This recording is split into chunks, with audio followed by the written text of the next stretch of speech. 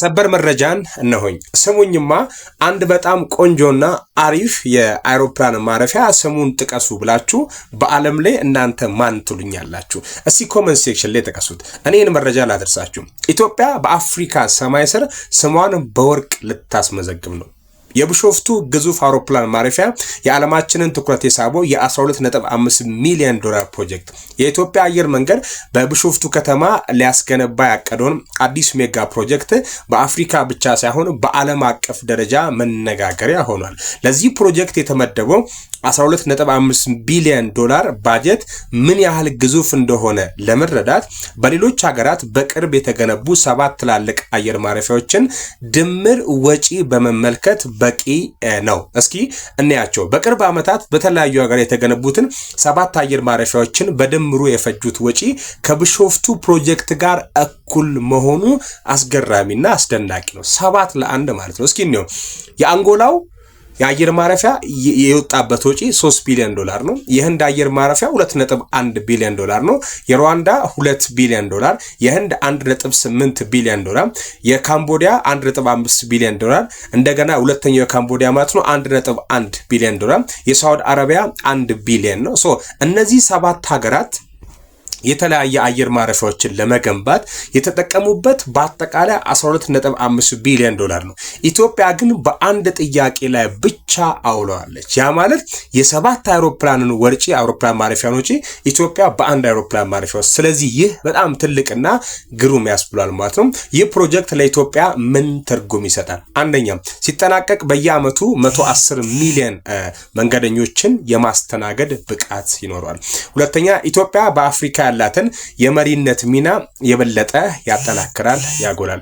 ሶስተኛ ለቱሪዝምና ለንግድ ዘርፍ አዲስ የብልጽግና ምዕራፍ ይከፍታል። ይህ ግዙፍ ፕሮጀክት የኢትዮጵያውያን አየር መንገድ በዓለም ቀዳሚ ተሰላፊ በማድረግ የሀገሪቷን ገጽታ ለዘላለም እንደሚለውጥ ይጠበቃል። ውድ አድማጮቼ ይህን መረጃ ለሶስተኛ ለአራተኛ ጊዜ ማድረሴ ነው። የተለያየ መረጃ አፕዴት እየተደረገ ማለት ነው። ሁላችሁም እንድታውቁ የምፈልገው ይህ የቢሾፍቱ አየር መንገድ በሁለት ትላልቅ ሪሰርች በሚሰሩ ድርጅቶች ብሪፍ ኮንስትራክሽን እና አንድ ምን ነበር ስሙ ጠፋኝ፣ በሁለት እንደ ዓለም አቀፍ ትላልቅ አውሮፕላን የሚባሉትን ደረጃ የሚያወጡ ራንኪንግ የሚያወጡ አሉና ከነዛ ሁለቱም እነዚህ ሪሰርቸሮች ሲያወጡ ቢሾፍቱ አየር ማረፊያ አለበት ነው የሚለው። በጣም ነው ያስገረመኝ። ያ ማለት ሳንዲያጎ፣ ሳን ፍራንሲስኮ የአውስትራሊያ አውሮፕላን ማረፊያው ከቢሾፍቱ ጋር እኩል አንድ ደረጃ ውስጥ ገብቷል። እና ይህን አሪፍ ያስባለበት ደግሞ 3 ነገር፣ አንደኛ በቴክኖሎጂ፣ ሁለተኛ በተርሚናል ብዛት እና በሚይዙ አዲስ አበባ የእሳት አደጋ መከሰቱን መረጃዎች እያሳዩ ይገኛሉ። የፕላስ ምልክቷን ነክታችሁ ፎሎ፣ ላይክ፣ ሼር አድርጉ። መረጃውን ላደርሳችሁ። በቆሼ አካባቢ ከፍተኛ የእሳት አደጋ ተከስቷል። በአዲስ አበባ ቆሼ ተብሎ በሚጠራው አካባቢ በሚገኙ የማህበር ቤቶች ላይ ከፍተኛ የእሳት አደጋ ተነስቷል። ከአካባቢው የሚወጡ መረጃዎች እንደሚያመለክቱት አደጋው በሰው ህይወትና በንብረት ላይ ከፍተኛ ስጋትና ፍርሃትን ደቅኗል። እባካችሁ በስፍራው የምትገኙ የድንገተኛ አደጋ ሰራተኞችና ተሽከርካሪዎች በሙሉ ትኩረት ወደ ስፍራው በማቅናት የሰዎችን ህይወትን እንድታተርፉ ጥሪያችንን እናቀርባለን። ማህበረሰቡን በዛ አካባቢ ያላችሁ ለእሳት አደጋ ሰራተኞችና ለአሽከርካሪዎች ቅድሚያ በመስጠት ጉዳዩን በመረባረብ እንግታው እላለሁ። አዲስ ነገር ካለ እየተከታተልኩ ማሳውቃችሁ ይሆናል። ቤቱን ፎሎ አድርጉ።